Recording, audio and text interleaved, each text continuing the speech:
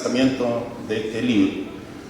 El título del libro es Presidente Salvador Allende, la verdad de su muerte, y tiene una bajada de título Mi carne es bronce para el lector.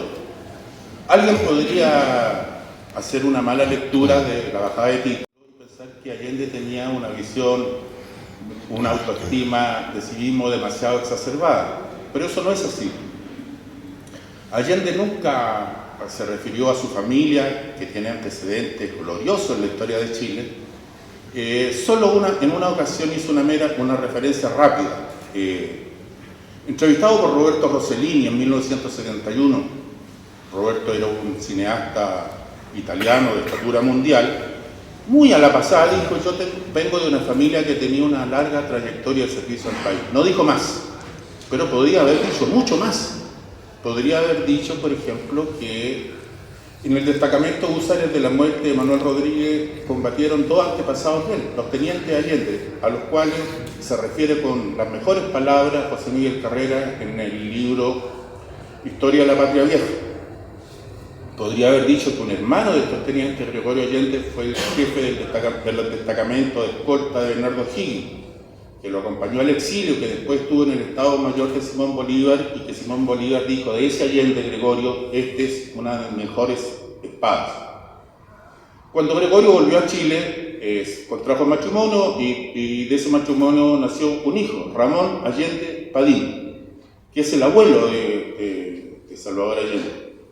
Le decían el rojo porque era colorín, y además le decían el rojo porque era del Partido Radical, que era una fuerza muy de izquierda en esos años.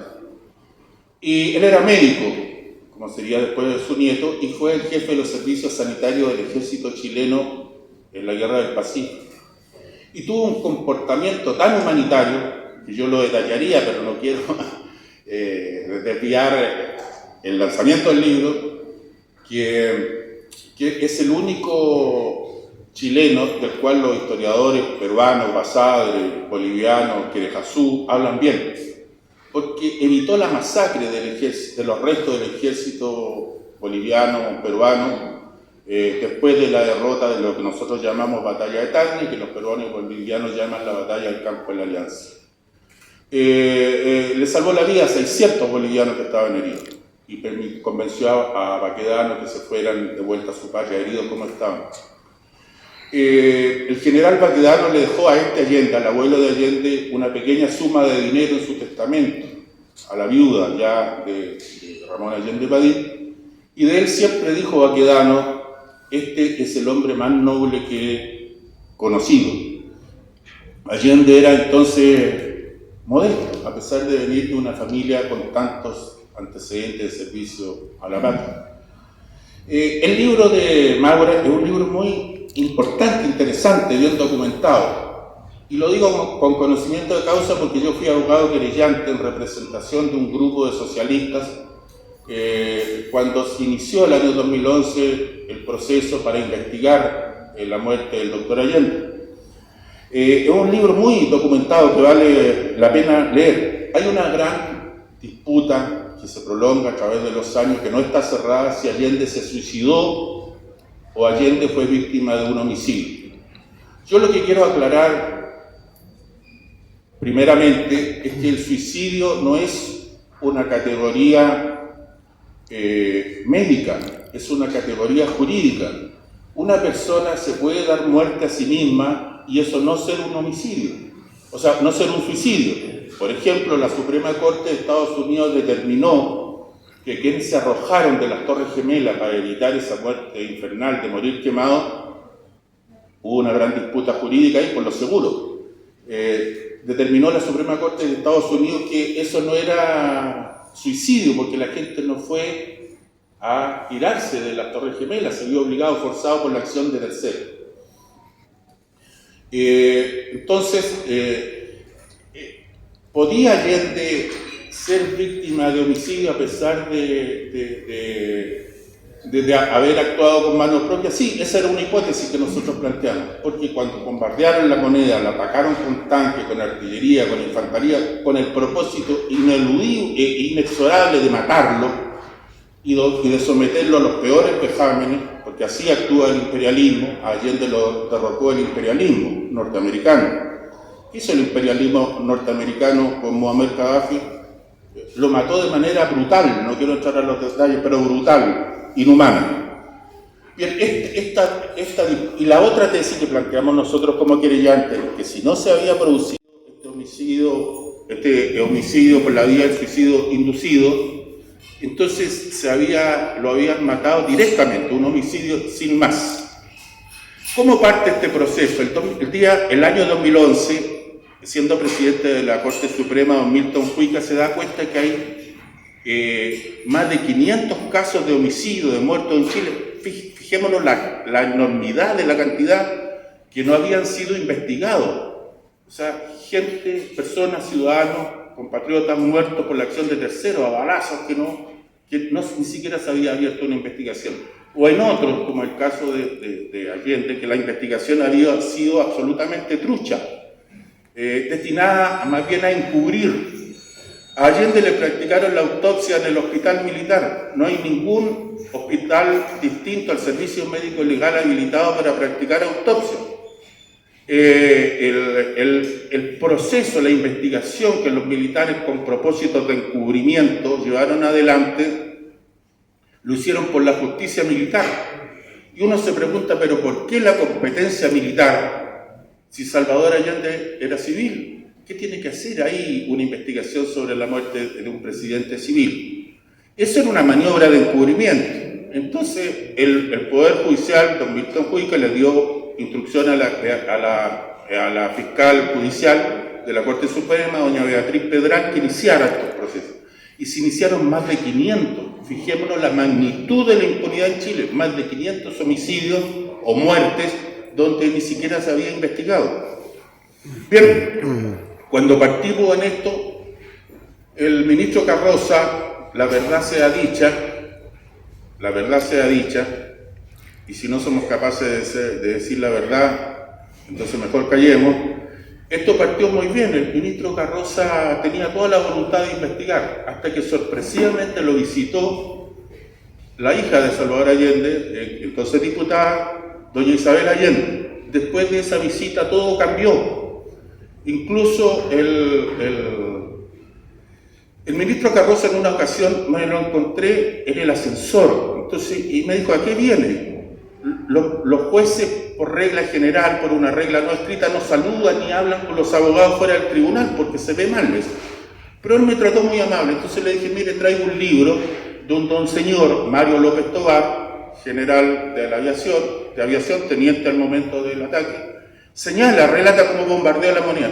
Y ministro Carroza me dijo, pero debe estar muerto ese señor. No, le dije, está vivo. Llegó el asesor al piso 11 donde funcionaba, me dijo, venga conmigo. Le pasó el libro al actor y le dijo, decrete de diligencia, ese lo quedaron 48 horas declarando aquí. Esa era la voluntad inicial. Pero después de la visita de doña Isabel Allende, que le fue a decir, me lo planteó directamente el ministro Mario Carroza, la voluntad decayó a 0 o a menos 10. El ministro me citó a su despacho, me gritoneó, fue sorpresivo para mí. ¿Qué hay detrás de esto? ¿Qué persiguen? ¿Cuál es el objetivo? Vino a hablar conmigo la hija del presidente y me dice que la familia sabe que es un suicidio. Bueno, de ahí para adelante todo se me puso cuesta arriba. Ya me acostumbré a escuchar no al lugar. Incluso en una ocasión cuando se decreta la exhumación de los restos del presidente Allende, pido estar presente en la diligencia. Me dicen no al lugar y yo era abogado querellante. Pero me entero que hay ya acreditados 82 medios de prensa entre nacionales y extranjeros. O sea, está abierto para la prensa, pero no para el abogado querellante. Bueno, así se fue desplegando el proceso. En el proceso hay la declaración de quien me asiste, la absoluta convicción que le asistía al FBI, al fiscal Proper norteamericano y también a Maura, está contado, relatado aquí, pero yo voy a hacer caso de la reflexión del alcalde. Uno no puede relatar todo el libro, porque si no, uno tiene que... La idea es que lo lean el libro, no que nosotros se las contemos. Bien, aquí hay el autor El autor de la muerte del doctor Salvador Allende se llama René Rivero Valderrama.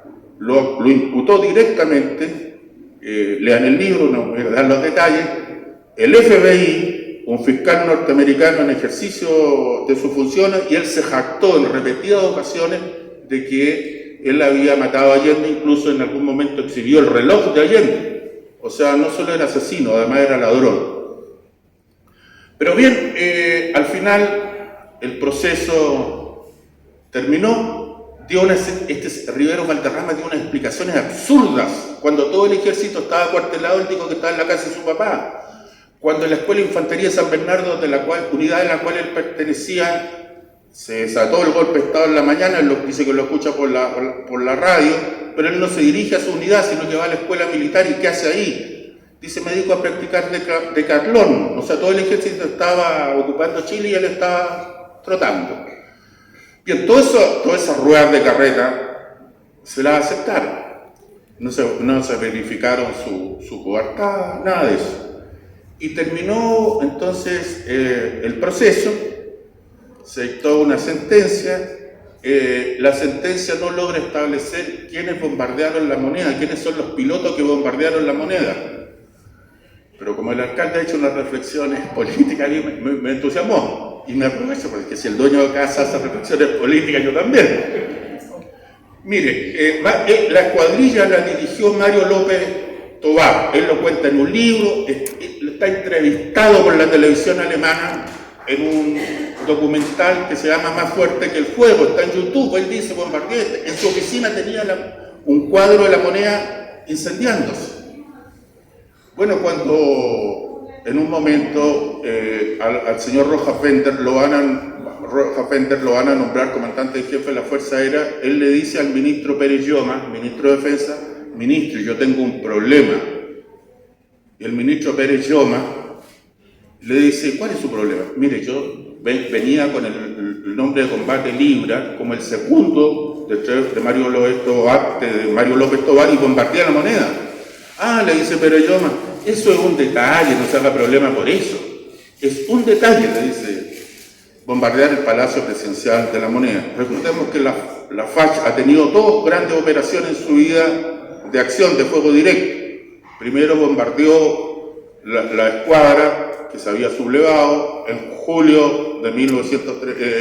septiembre de 1931 en Coquimbo, y la segunda acción bombardeó el Palacio Presidencial de la Moneda. O sea, la FACH solo ha actuado contra chilenos.